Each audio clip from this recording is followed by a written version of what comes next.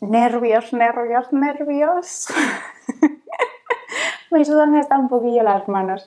El ángulo es diferente, ya no vivo en la casa que vivía antes. No sé muy bien cómo se hace esto y cómo se hace esto ahora, pero vamos a probar. Me encantaría utilizar uno de mis refranes favoritos del refranero español: no estaba muerta, estaba de parranda, pero es que no estaba de parranda, ojalá. He tenido, pues bueno, problemas de salud. Es algo personal en lo que no creo que sea necesario entrar mucho. Sencillamente he estado aislada de casi cualquier actividad durante un tiempo no despreciable, y además me inquieta un poco la cantidad de información que compartimos a través de internet y cómo esa información parece que poco a poco se está agregando y no me termina a mí de convencer eso. Así que lo dejamos ahí, en que ha sido un problema de salud y que ahora me encuentro bastante bien y me gustaría retomar este proyecto con calma, con curiosidad, viendo qué surge, viendo qué sucede, ¿no? Y con esto también quiero decir que este vídeo esté siendo publicado, si es que al final consigo publicarlo o me atrevo, no significa que vaya a haber una regularidad semanal en el canal. Quería daros las gracias a los que habéis seguido, por un lado, suscritos, y por otro lado, los que me habéis hecho llegar algún mensaje. Siento mucho no haber contestado a algunos de ellos. Y por otra parte, deciros que no de forma 100% continua, pero sí casi, hemos estado compartiendo lecturas en Empieza por Leer Club Literario, con el reto de los 200 libros, 200 países, y llevamos más de 60 países, lo cual resulta abrumador y fascinante por otra parte, ¿no? Poco a poco, si queréis, si os apetece, podemos ir hablando un poco de cuáles han sido estas lecturas de los distintos países y si de forma general en el grupo lo recomendamos o no. Si alguien quiere unirse a la iniciativa, por supuesto es más que bienvenido, ¿no? Llevo todo el mes de julio diciendo: estaría bien grabar el book tag de mitad de año, estaría bien, pero ya se está pasando el tiempo. Y como vengo a hacer las cosas con calma, pues finales de julio, balance de mitad de año.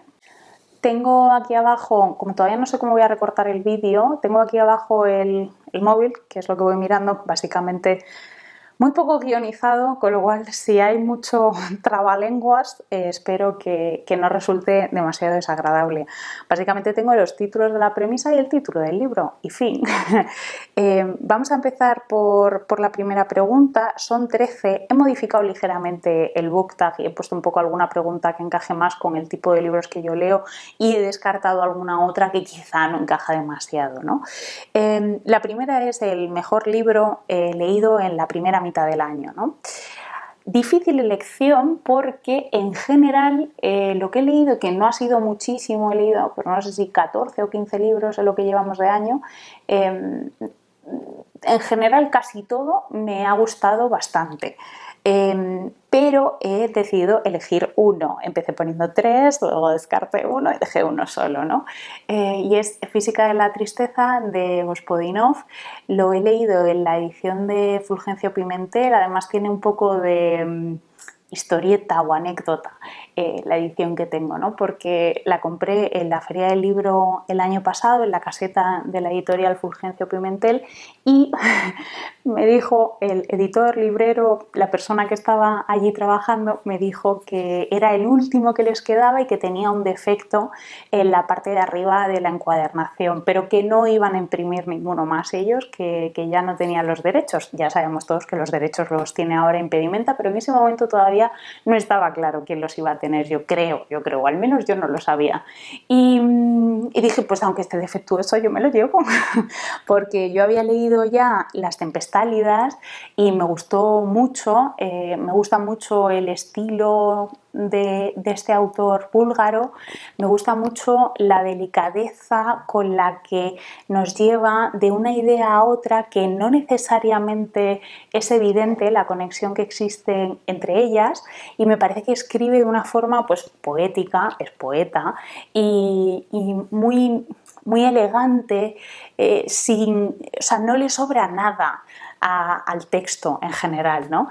Física de la tristeza es un libro que me alegra muchísimo que esté teniendo tan buena acogida, porque yo no diría que es una historia en la que resulta fácil entrar porque no hay una trama lineal clara, sino que bueno, vamos recorriendo vivencias de un chico que es capaz de, bueno, de como revivir las situaciones, bueno, los recuerdos, revivir los recuerdos, iba a decir situaciones traumáticas, pero no necesariamente, revivir los recuerdos de las personas a las que tiene alrededor, ¿no? Entonces hay mucho sobre la memoria, evidentemente, sobre el paso del tiempo, sobre la responsabilidad de cada uno para con los otros, también sobre mitología, sobre justicia y sobre todo lo que hay es una lectura en la que te dejas llevar y las sensaciones y la comodidad va surgiendo sola, ¿no?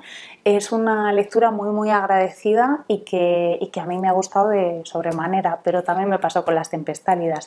Creo que el buen orden para leerlo es el orden en el que están publicadas, primero Física de la Tristeza y después Las Tempestálidas, porque son libros que en grandes puntos se dan la mano.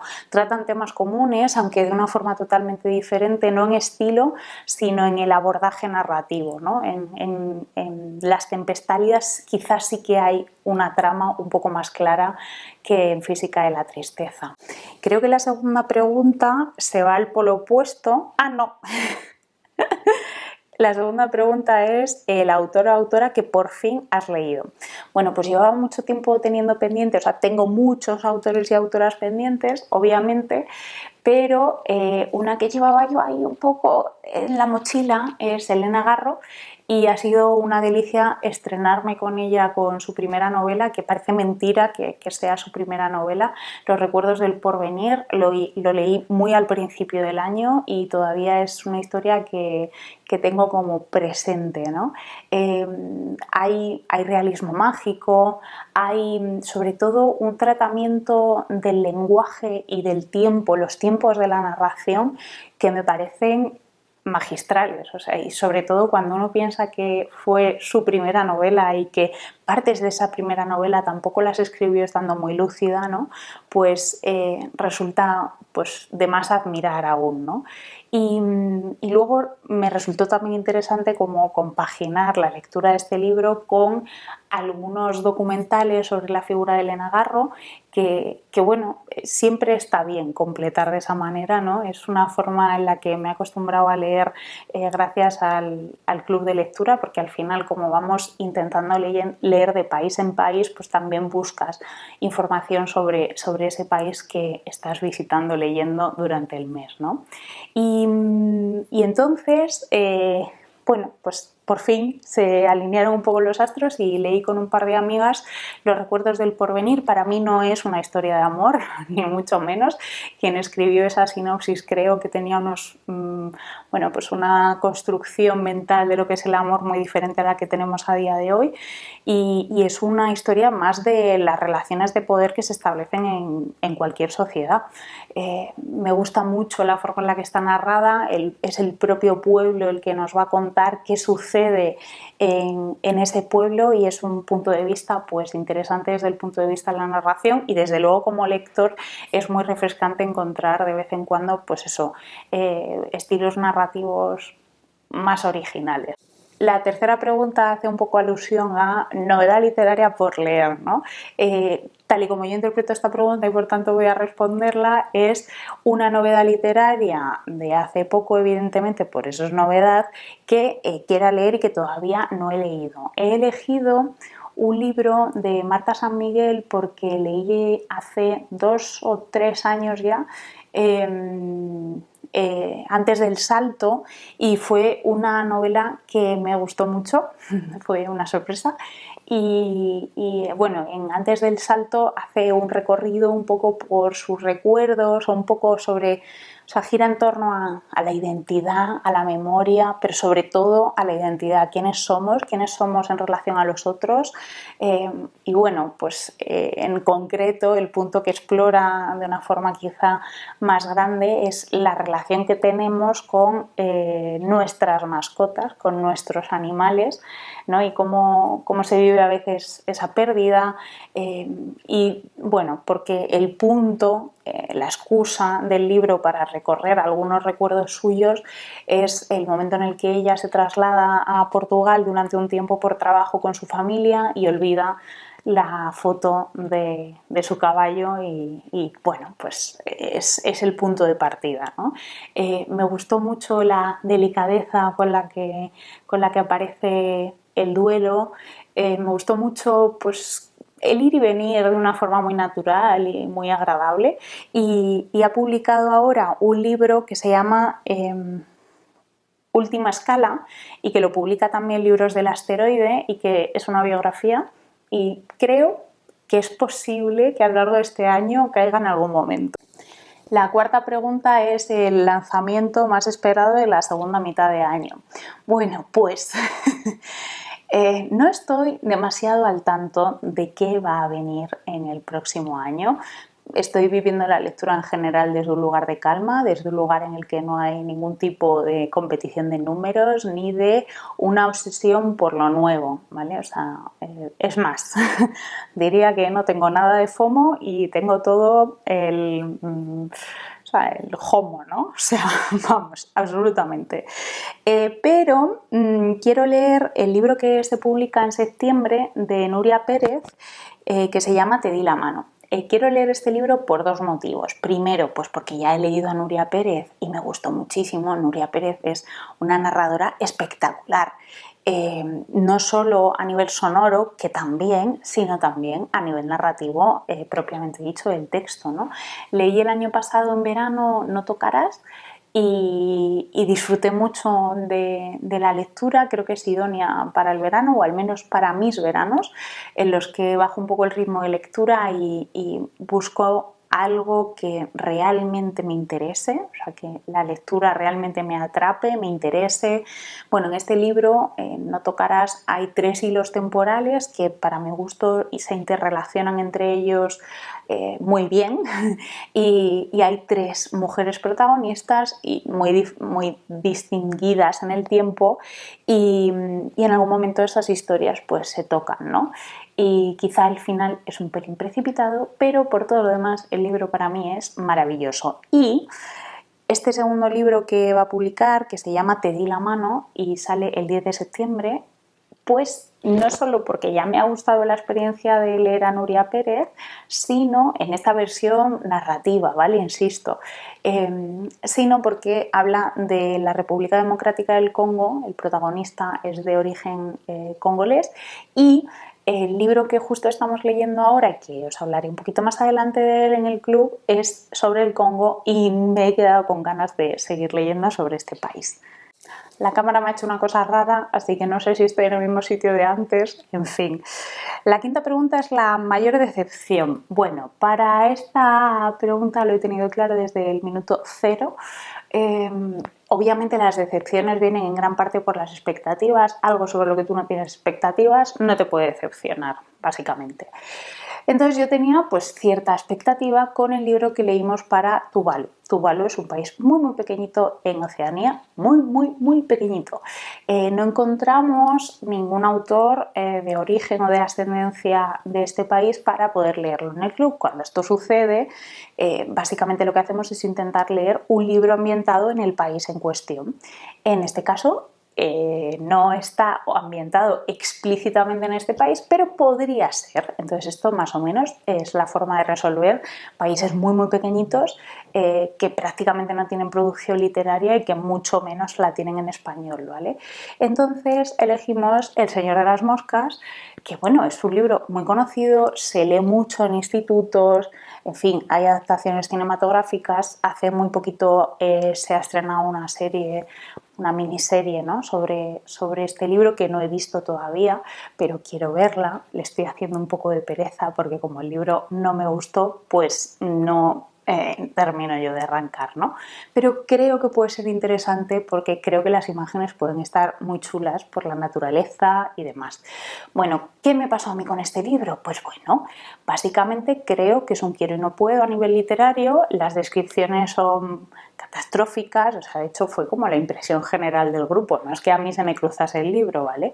En muchas ocasiones las descripciones son difíciles de entender, difíciles de seguir, hay muchas contradicciones a lo largo del libro y sobre todo lo que me parece, pues bueno, que hace que ese experimento que se intenta demostrar en este libro pues se queda un poco corto, es que no es verdaderamente representativo de la sociedad, son solo niños, no hay ninguna niña. Entonces, bueno, creo que el autor es hijo de su tiempo, es hijo de una sociedad en la que la educación estaba completamente segregada y él era profesor, con lo cual pues representó lo que conocía, ¿no? Además hay pues eso, comentarios a lo largo del libro claro, que muestran una visión del mundo obviamente muy colonialista y a mí me cuesta imaginar que a este señor le diesen un Nobel. O sea, es que a nivel literario, madre mía, lo que te encuentras en este libro. Entiendo que a nivel de reflexión, quizá en un aula o quizá sí, a nivel debate es interesante porque abre bastantes temas de los que hablar sobre el bien, sobre la ética, sobre si cambiamos nuestra forma de actuar, si hay otro mirando o no, qué denota eso de nosotros, ¿no? La maldad es intrínseca al ser humano o surge de la competición social, o sea, surgen muchas preguntas en torno a este libro y que son interesantes de tratar, pero lo que viene siendo a nivel literario muy, muy escaso, muy justito, muy justito. Y después de la mayor decepción, pues la mayor sorpresa, ¿no? De nuevo aquí juegan las expectativas. Yo no tenía nada de expectativas en relación a este libro, un libro muy cortito, muy cortito, muy cortito, que te lees de una sentada, porque además tú empiezas a leer aquello y tú dices, madre mía, madre mía, madre mía, ¿qué va a pasar? Madre mía, madre mía, madre mía, ¿qué va a pasar? Una tensión y un suspense muy bueno, muy bien creada la atmósfera y todo. El libro se llama Mejillones para cenar y es de una autora alemana que se llama Birgit van der Pecke, más o menos, y utiliza los mejillones en la cena de una familia como algo simbólico, ¿no? Es muy, muy simbólico. Y de hecho, creo que la novelita, porque es muy cortita, funciona muy bien porque es muy visual. Y creo que podría ser perfectamente adaptada a teatro y que sería una obra maravillosa. Porque hay mucha tensión, como ya decía antes, y hay una representación muy interesante sobre las dinámicas familiares, ¿no? Y sobre el poder en las dinámicas familiares. Pero nos vienen a hablar de cómo es la dinámica de esa familia y cómo son las relaciones de poder desde el punto de vista de la más pequeña de la casa, de una niña. Ella pues es observadora de lo que sucede en su casa, de cómo se comporta su madre, cómo se comporta su padre, cómo son sus padres fuera de casa, ¿no? Porque por supuesto no son los mismos padres que dentro de casa. Y todo esto viene a ser un símbolo de el poder en Alemania. Los padres, o sea, bueno, estamos en una Alemania dividida, ¿no? Y entonces los padres han vivido el mundo previo al muro de Berlín y el posterior, entonces también tenemos ahí una visión interesante. Y para mí el final es maravilloso de este libro. He leído alguna reseña en Goodreads bastante en contra de esto que digo, de que resulta maravilloso el final, pero para mí desde luego tiene todo el sentido del mundo. No podría terminar de otra manera este libro y os lo recomiendo, pero muchísimo, porque es que es...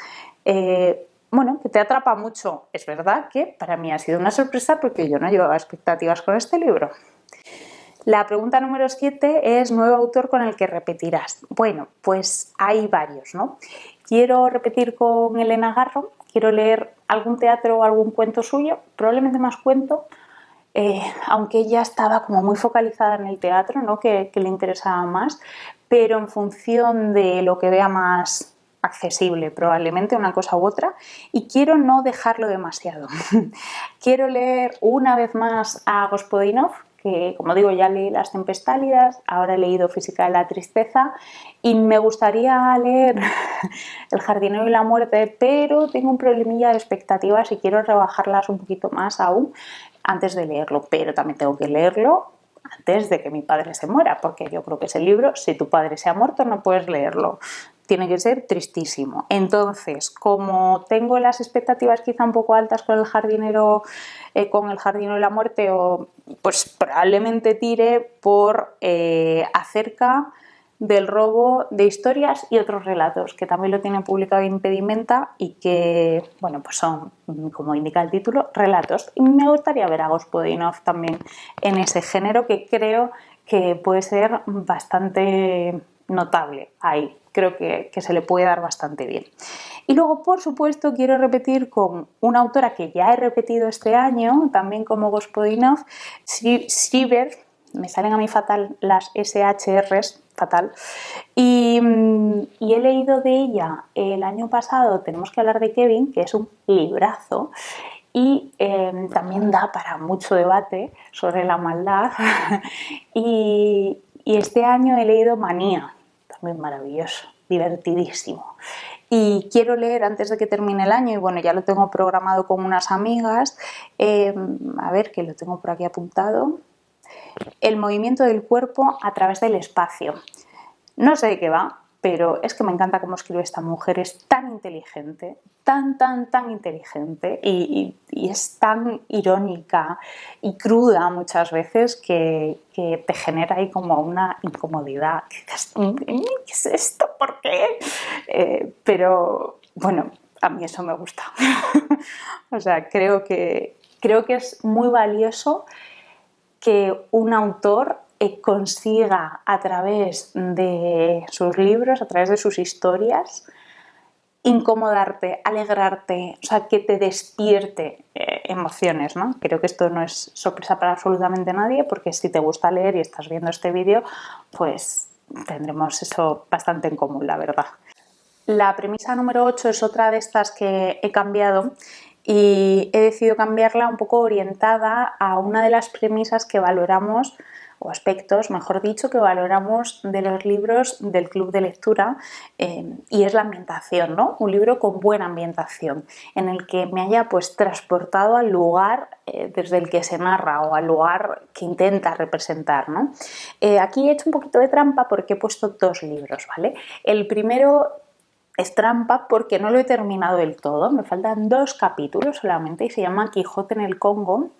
Es el libro que estamos leyendo para República Democrática del Congo y está escrito por un periodista español, Xavier Aldecoa, y es un libro de viajes en el que va a recorrer todo el río Congo en sus zonas navegables y las zonas que no sean navegables las va a tratar de recorrer pues lo más cerca del río posible, ¿no? Maravilloso. La ambientación es muy buena, es una historia de aventuras, es una historia de privilegio también y resulta muy equilibrada la forma en la que el autor hace una mezcla de aventura, situación divertida, situación dramática, situación de privilegio, ¿no? Es como que hace un análisis verdaderamente muy generoso para con quien lee de hacer el ejercicio de ser consciente de cuáles son sus privilegios, no solo como blanco, sino también como hombre, en esa aventura en la que está viviendo, ¿no? Y, o sea, se me pone la piel de gallina, se me pone la piel de gallina porque, o sea, es un libro con el que, o sea, todos sabemos que la pobreza en el mundo existe, todos lo sabemos. Pero, aunque esa situación está ahí, no la miramos. Y este es un libro en el que te obliga a mirar. Y eso resulta importante. Así que os lo recomiendo muchísimo porque además eso, en estilo, en historia y en análisis, el análisis que hace de las situaciones, análisis muchas veces estadístico, lo hace muy accesible, muy natural en la historia, o sea, un 10, para mí un 10, ya lo he dicho, un 10. Y leeré más cosas de él. Y luego otro libro que quería destacar, sobre el que quería destacar la ambientación, es el libro que leímos para Bosnia y Herzegovina, que fue Un puente sobre el Drina, de Ivo Andrić, que es un libro en el que en realidad el hilo conductor de la historia es un puente de un pueblo, un puente real, de hecho podéis buscar las imágenes en Google Maps y demás, y la historia va desde su construcción, que yo no sé ya qué siglo era, siglo XV o así, hasta el principio de la Segunda Guerra Mundial. Y lo destaco aquí porque es un libro en el que se muestra muchísimo la importancia de la oralidad en las culturas, ¿no? Y cómo el puente y la ambientación en torno al puente crea un punto común entre una multitud étnica, cultural, religiosa que vive alrededor del puente, ¿no? Y creo que la ambientación de este libro, y bueno, alguna reflexión de este libro también son notables. Otro Nobel de Literatura, con unas capacidades literarias muy diferentes a las de William Golding, o sea, muy diferentes, no os podéis imaginar la diferencia de estilo, vamos, una cosa irreconocible, una cosa frente a la otra. Es que yo me quedé muerta cuando me enteré de que William Golding tenía un Nobel, en fin, porque no lo sabía, me enteré al final del libro. Entonces, pasamos a la siguiente pregunta, que es nuevo personaje favorito. Bueno, pues he leído algún que otro libro de autoras, en realidad, solo autoras, surcoreanas, y he conectado bastante con esa sensibilidad o esa emocionalidad contenida. O sea, cuando yo digo que el libro me despierta, o sea, me emociona, me refiero a eso, a una emocionalidad contenida, no la emocionalidad mediterránea, ¿vale? Si buscáis eso, este no es el libro, o sea, los surcoreanos en general no son vuestros autores, pero si buscáis algo más sutil, algo que esté más entre líneas y que haya como que verdaderamente estar prestando mucha atención, creo que sí que son muy buenas autoras para leer, ¿no? El personaje del que os quiero hablar en concreto es un personaje del libro de Soy toda oídos de Kim Hye-jin, que publica Las Afueras, y que es una historia de tres personajes en realidad, una mujer adulta psicóloga que está enfrentándose un poco a la degradación pública, degradación pública, una niña que sufre bullying y un gatito o gatita que tiene una herida y que ellas quieren ayudar al gato, pero no lo consiguen, ¿no? Porque el gato les da miedo a ellas. O sea, ellas le dan miedo al gato en realidad. Al revés también pasa, según el día. Pero es una historia muy, muy bonita, muy tierna, en la que la sanación o el superar un bache viene a través de que otro te escuche, ¿no? Que otro te vea, que otro te acompañe sin hacer grandes cosas, sencillamente te acompañe, esté contigo, ¿no? Y creo que es una lección muy buena. No sé si está extendido en el mundo surcoreano esa forma de afrontar las heridas. Desde luego en el nuestro no, el acompañamiento a lo que me estoy refiriendo, creo que es algo complejo. En nuestra cultura somos más de venga a hablar y no sé qué, yo y tal, no sé qué, y la fiesta y tal. O sea, somos diferentes, ¿no? Y de aquí la personaje con la que me quedo es la niña. Es un mom adorable esa niña. Y bueno, el libro en cuestión me gustó mucho.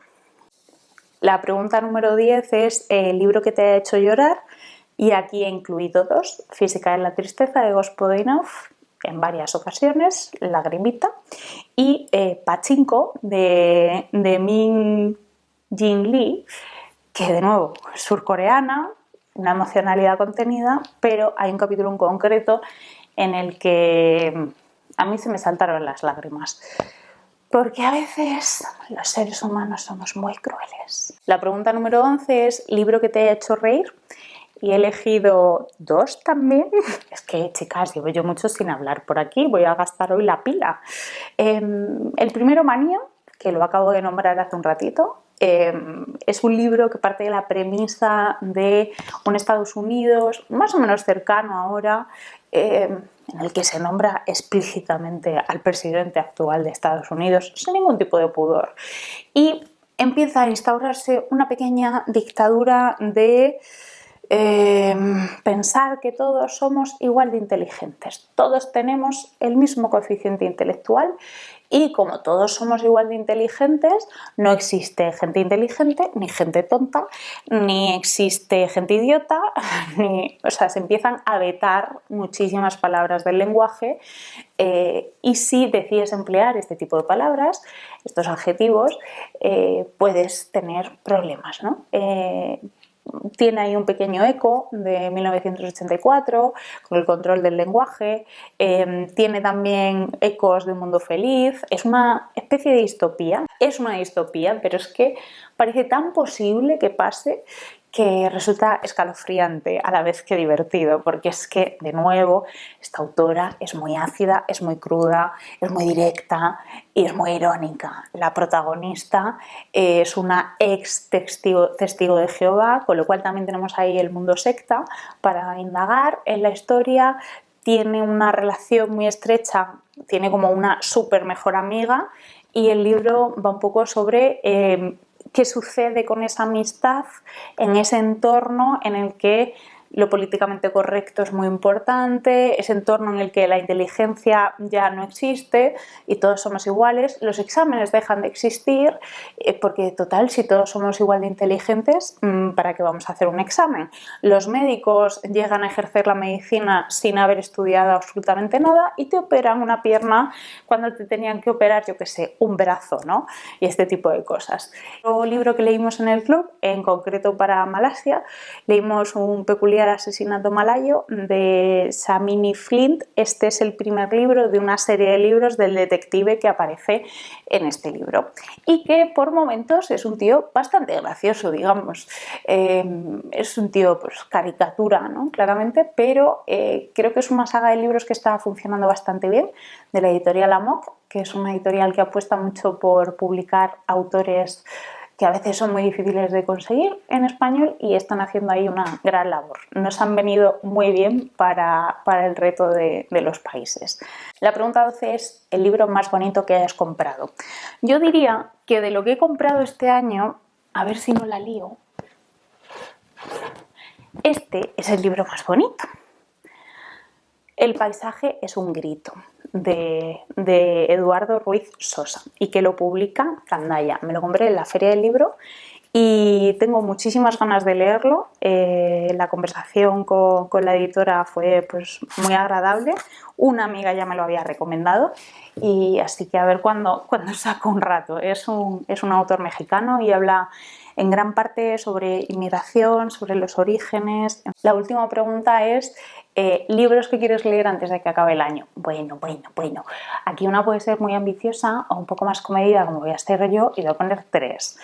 3 libros que quiero leer sí o sí antes de que acabe el año. El primero es un poco trampa porque va a ser la próxima lectura del club, que vamos a leer un libro para Croacia y hemos elegido El último artefacto socialista de Robert Perisic. Empezamos el 3 de agosto por si te interesa. Y otro libro que quiero leer, porque este año todavía creo que no he leído nada de fantasía, es un libro cortito de Susan Clark, que me encanta esta autora. He leído 2 libros suyos y quiero leer El bosque en pleno invierno. Y luego un último libro que quiero leer, que fue un libro que me regaló mi amigo invisible este año, que hago un amigo invisible literario todos los años con unas amigas y todavía no lo he leído. Es un libro policíaco de un autor checo y el libro en cuestión se llama La promesa de Kamil Modracek y el autor es Jiří Kratovbil. Como veis, tengo un manejo del checo insuperable, si me preguntáis. Y hasta aquí este book tag un poco tuneado, este balance de mitad de año. Me gustaría saber mucho cuáles son los libros que más os han gustado este año o cuál ha sido el que ha resultado una mayor sorpresa para vosotras. Y, por supuesto, daros las gracias infinitas por haber visto este vídeo después de tantísimo tiempo borrada del mapa. Creo que he vencido un poco la resistencia inicial de sacar la cámara, recordar cómo se hacía esto, el trípode, la luz, el no sé cuántas, el micrófono, todas estas cosas. Y ahora me falta la parte de pegarme con el ordenador. Y bueno, quizá me anime también a subir algún vídeo corto a redes sociales, porque quizás son más fáciles, ¿no?, de manejar a nivel logístico. Os doy las gracias inmensas, os mando un abrazo muy grande y os deseo unas muy felices lecturas.